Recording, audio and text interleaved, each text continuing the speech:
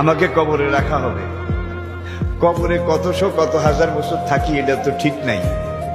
তারপরে কেয়ামত হবে, কেয়ামতের হাসরের মাঠ হবে, আল্লাহ বিচারে বসবেন।